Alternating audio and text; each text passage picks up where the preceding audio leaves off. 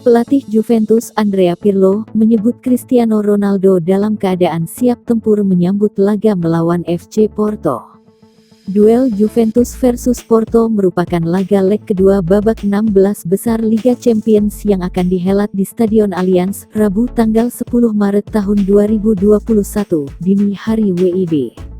Dalam laga Juve versus Porto, tuan rumah wajib menang 1-0 atau dengan selisih minimal 2 gol untuk bisa lolos ke perempat final. Kemenangan wajib diraih karena Juve menelan kekalahan 1-2 dalam leg pertama laga Juve vs Porto.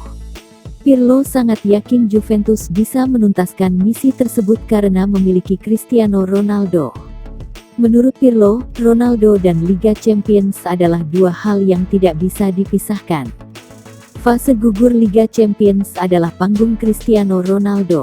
Dia selalu berhasil membuktikan itu, kata Pirlo dikutip dari situs Football Italia. Hal senada juga diungkapkan bek senior Juventus Leonardo Bonucci.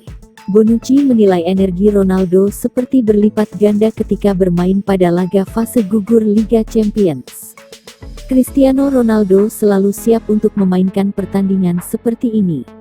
Beberapa waktu yang lalu, dia bahkan mengatakan hanya ingin bermain di pertandingan Liga Champions, kata Bonucci. Dilihat dari statistik, Liga Champions memang bisa dikatakan panggung favorit Cristiano Ronaldo.